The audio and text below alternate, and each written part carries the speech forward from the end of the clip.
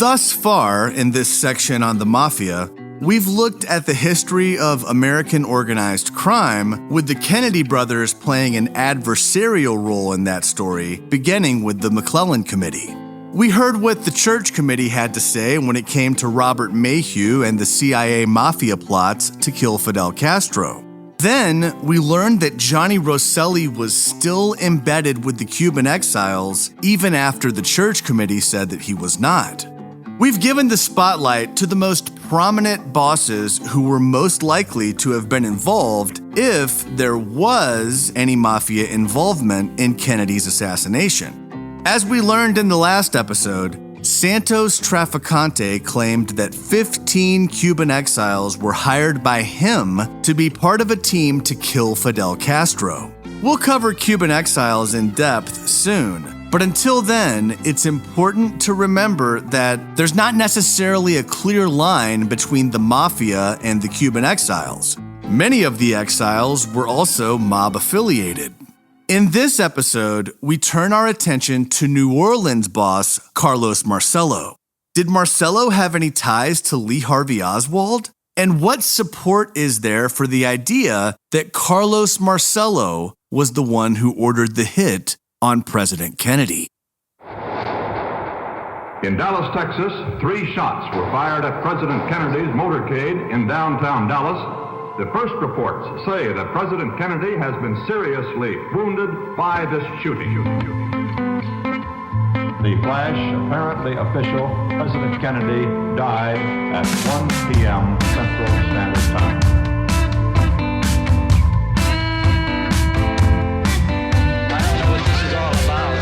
Dallas police this morning resumed custody the man they have formally charged with the assassination of President Kennedy. I'm just a patsy. The man is Lee Oswald.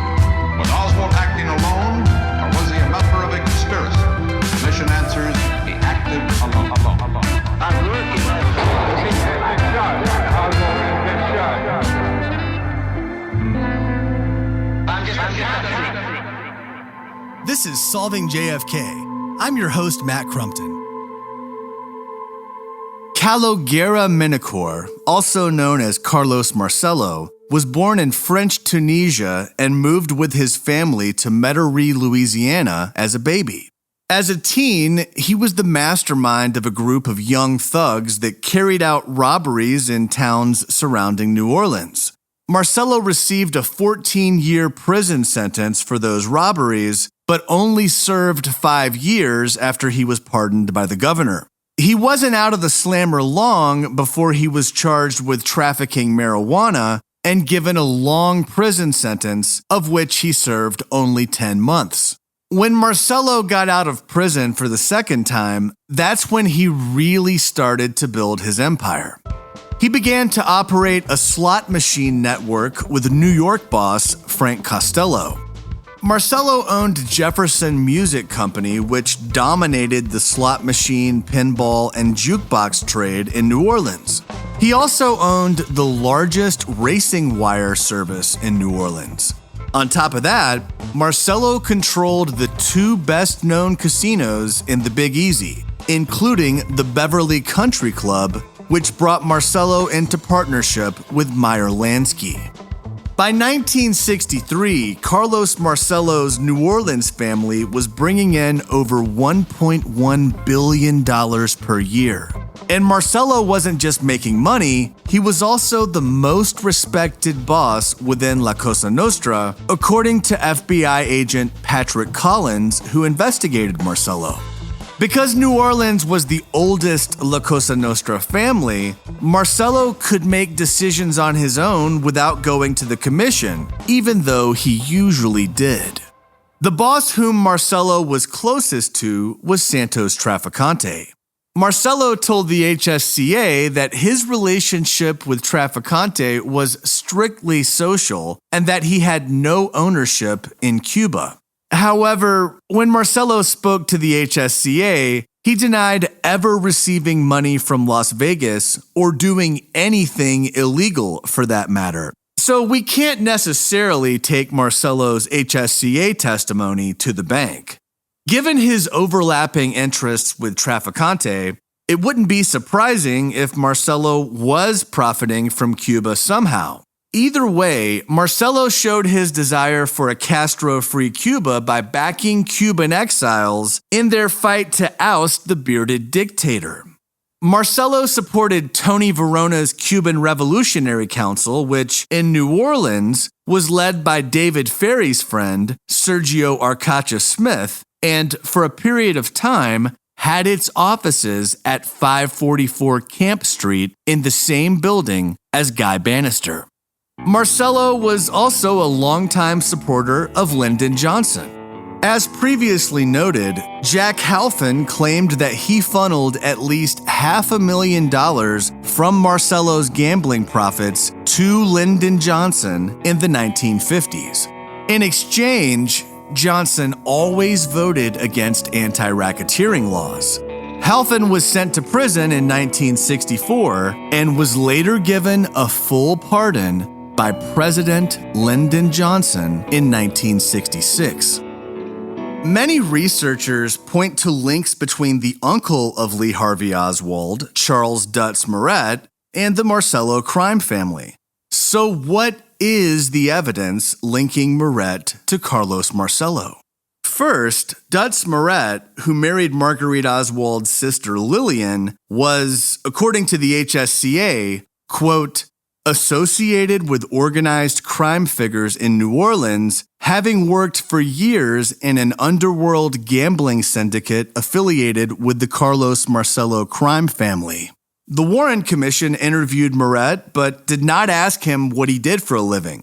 Both John Pick, Oswald's half-brother, and Lillian Murret, Dutz's wife, told the commission that Dutz was in the bookmaking business.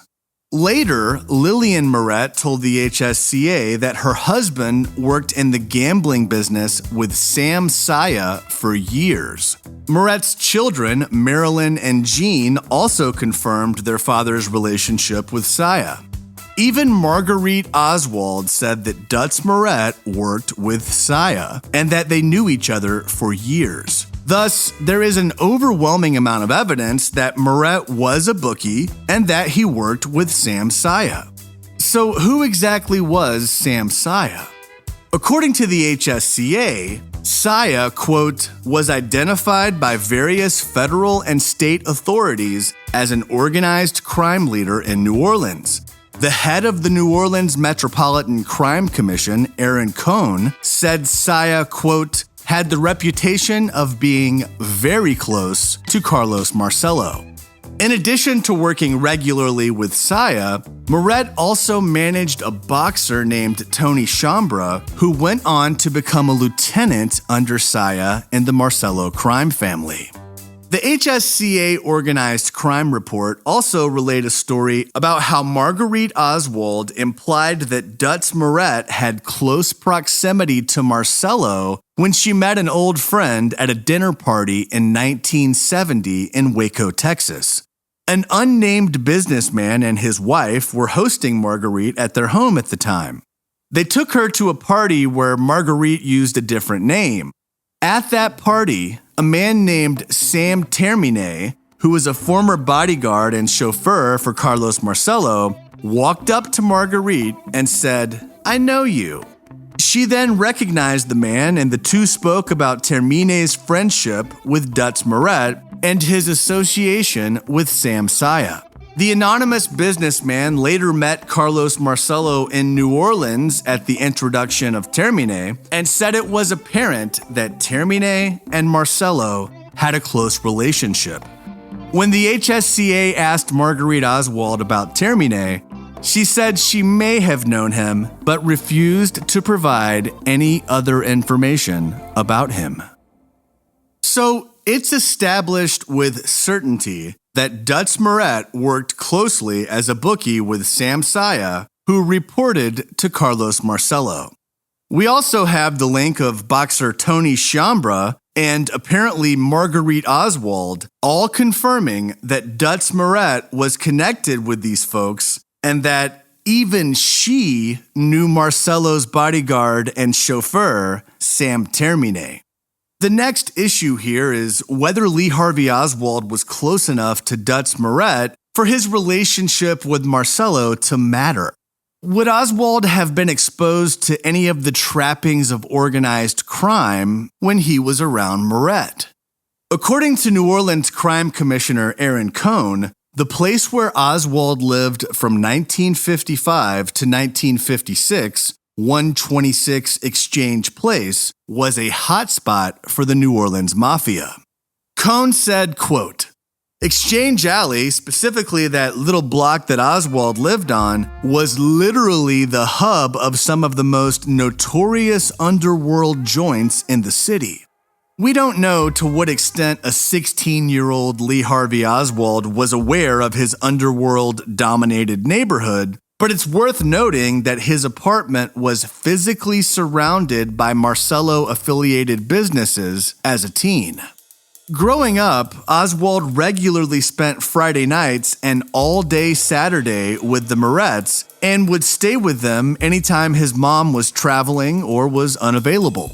Oswald also relied on the Murrets again when he came back to New Orleans in the spring of 1963. He stayed with them for a few weeks until his uncle Dutz loaned him the money to move into an apartment on Magazine Street with Marina and June. In the summer of 1963, while living in New Orleans, Marina and Lee regularly had dinner with the Murrets. After Lee was arrested for getting into a fight while handing out Fair Play for Cuba Committee flyers, he was bailed out of jail by Emile Bruno, a friend of Dutz Murret and close associate of Carlos Marcello's number 3 man, Nofio Pecora. It is therefore clear that Lee Harvey Oswald was close to his mom's sister's family, including his Uncle Dutz. In the interest of showing just how close Oswald was with the Murrets and tying everything back to the present time, it's also worth discussing Oswald's trip to Mobile, Alabama with them in July of 1963.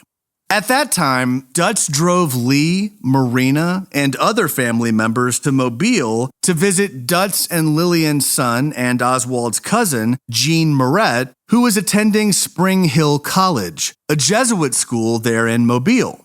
Lee had been invited to give a talk about life in the Soviet Union to a group of students.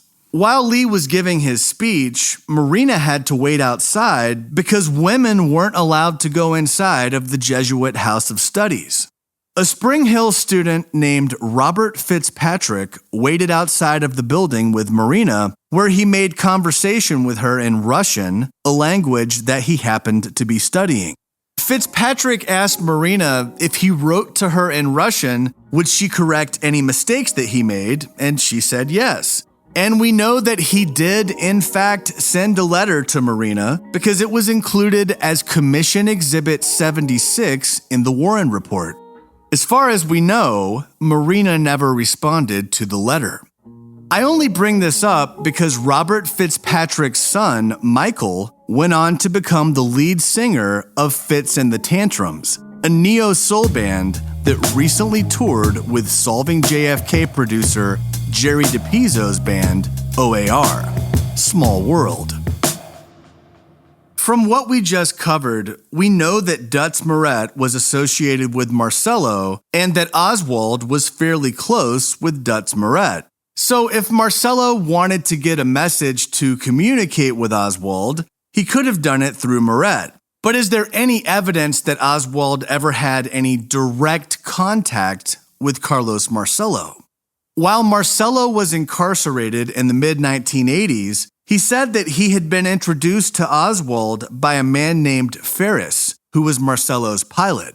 Van Laningham likely meant Ferrie. He said that the meeting had taken place in Marcello's brother's restaurant and that he met with Oswald several times before he left New Orleans. Joe Hauser was an FBI informant who wore a wire for the feds that captured information leading to Marcello's eventual incarceration. Hauser claimed that Marcello told him that he and some of his men knew Oswald, saying, quote, I used to know his fucking family. His uncle, he worked for me. That kid worked for me too. Aside from this alleged statement, There's no evidence that Oswald actually worked for Marcello. There's also an allegation from FBI informant Eugene Sumner, who says he was in New Orleans for business in February or March of 1963, and he had dinner at the Town and Country restaurant, which was owned by Marcello and operated by his associate, Joseph Pareto. Sumner told the FBI a few days after JFK was killed that he recalled seeing Oswald eating at the restaurant with a blonde-haired lady.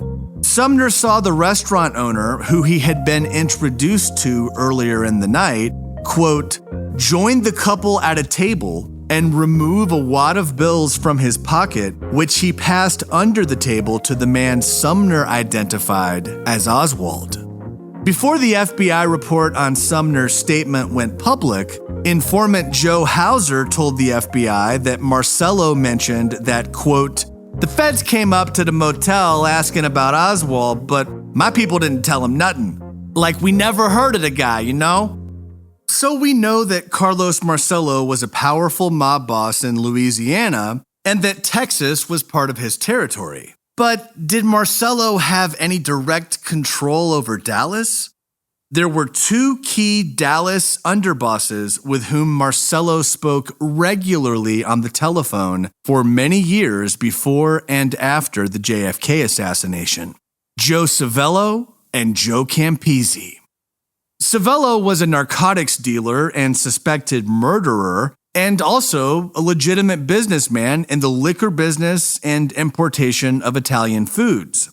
You may remember from episode 76 that, according to H.L. Hunt's right-hand man, John Curington, Joe Civello met with Hunt at 6 a.m. at the Hunt estate on the morning that Ruby killed Oswald. Civello was a partner in Marcello's racing wire service and leased Marcello's slot machines to bars and nightclubs in Dallas. Civello attended the 1957 Appalachian meeting along with one of Marcello's brothers on Marcello's behalf. File this under the maybe it's nothing, maybe it's a big deal category. Shortly after Civello returned from Appalachian, he was observed having dinner with Dallas Police Sergeant Patrick Dean, who would go on to be in charge of basement security when Jack Ruby killed Oswald. Joe Campisi and his brother Sam owned the Egyptian Lounge restaurant, a notorious mob hangout in Dallas. Civello also frequented the restaurant, according to FBI reports. Campisi had a close relationship with Marcello, as demonstrated by the frequency of phone calls from the Egyptian Lounge to Marcello's businesses in New Orleans. Campisi told HSCA investigators that he used to play golf with Marcello's brothers, and he would send Marcello 260 pounds of Italian sausage every Christmas. As we'll soon see, Joe Civello and Joe Campisi also had a close relationship with Jack Ruby. When Carlos Marcello appeared before the Kefauver Committee in 1951, he refused to answer any questions. Apparently, as a result of that hearing, deportation proceedings began against Marcello in 1953. By 1959, Marcello was still in the United States when he was subpoenaed to testify before the McClellan Committee and the Kennedy brothers, once again invoking the Fifth Amendment for every question. At first, Marcello turned to Santos Trafficante to get help from Frank Sinatra to ask the Kennedys to not deport him. But that tactic was unsuccessful. On April 4th, 1961, Marcello went to his regularly scheduled check-in meeting with the INS, where he was arrested and immediately flown to Guatemala because that was the country listed on his false birth certificate. The IRS then filed an $835,000 lien against Marcello and his wife. When Marcello arrived in Guatemala, he was detained for having false documents, and a month later, he was expelled from Guatemala and dropped off late at night at the El Salvador border, according to the HSCA. Marcello later told a prison cellmate that he was taken 20 miles into Honduras and unceremoniously dumped on a jungle hilltop with no signs of civilization in sight. He collapsed multiple times as he trudged through the jungle in his suit, even falling down a hill, which resulted in 3 broken ribs and cuts from sharp thorns. By late May of 1961, Marcello was somehow able to re-enter the United States. The circumstances of that journey are unclear, but Marcello would later say that he was flown on a Dominican Air Force jet from Honduras to Miami with the assistance of Senator Russell Long. David Ferrie was also involved in Marcello's return, but he likely flew Marcello from Florida to New Orleans, not from Honduras to Miami. We know that Ferrie was a pilot for Marcello, and he also worked for G. Ray Gill, one of Marcello's attorneys. As we discussed in previous episodes, Lee Harvey Oswald was in David Ferrie's Civil Air Patrol unit as a teen, and later, in the summer of 1963, Ferrie was seen with Oswald by multiple witnesses on multiple occasions. The deportation saga against Marcello ended when he was acquitted on, of all days, November 22, 1963. Marcello would later serve a brief stint in prison for assaulting an FBI agent and a longer sentence of 17 years starting in 1982, but Marcello was able to get out of prison after one of his charges was thrown out on appeal in 1989. During his 6 years of incarceration, Marcello befriended another older prisoner named Jack Van Laningham at the Texarkana Federal Correctional Institute. Marcello struggled with basic reading and would have Van Laningham read him the newspaper every day. When the prison warden noticed that Van Laningham was becoming close with Marcello, he notified the FBI, which led to Agent Thomas Kimmel launching the CAMTEX operation to see if Marcello was still running his crime family from prison. Agent Kimmel arranged for Van Laningham to become Marcello's cellmate, and audio surveillance was set up in the cell. After Marcello felt comfortable enough to open up to Van Laningham, he began sharing incriminating secrets about the JFK assassination, including that he hired 2 Italians as hitmen who entered the United States through Michigan, just north of Detroit. Marcello said the 2 hitmen then went to his Churchill Farm estates for 10 days before going on to Dallas. Marcello told Van Laningham, quote, "Yeah, I had the son of a bitch killed. I'm glad I did. I'm sorry I couldn't have done it myself." While the CAMTEX audio recordings remained classified, Van Laningham did pass a polygraph about his claims. Obviously, in the interest of transparency, these audio recordings must be released immediately and in full. In episode 68, we talked about FBI informant Eugene De La Parra overhearing 3 men in a Marcello restaurant discussing the president's murder in March of 1963.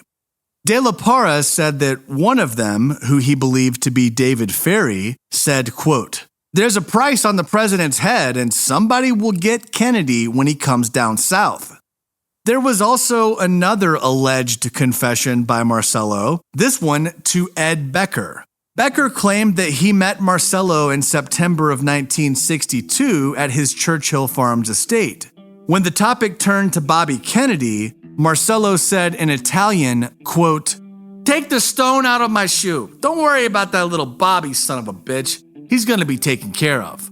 Becker said that Marcello then referred to President Kennedy as being a dog and the Attorney General as being the dog's tail, and said, quote, "The dog will keep biting you if you cut off his tail, but if the dog's head were cut off, the dog would die." The credibility of Ed Becker is a mixed bag. Mob-connected attorney Sidney Korshak called Becker a, quote, "no good shakedown artist." But then again, what else would a mob attorney call someone who's turning state's evidence on his client? Conversely, the New York Times called Becker, quote, the most significant link in the relationship between the crime syndicate, politics, labor, and management. A former FBI agent and chief investigator for Los Angeles said that Becker worked for him and was, quote, one of the most knowledgeable detail men in the private investigator business. FBI files confirm that Becker was in Louisiana in September of 1962 when he said the meeting took place. Further, Becker did know Marcello through his nephew, Carl Rapolo.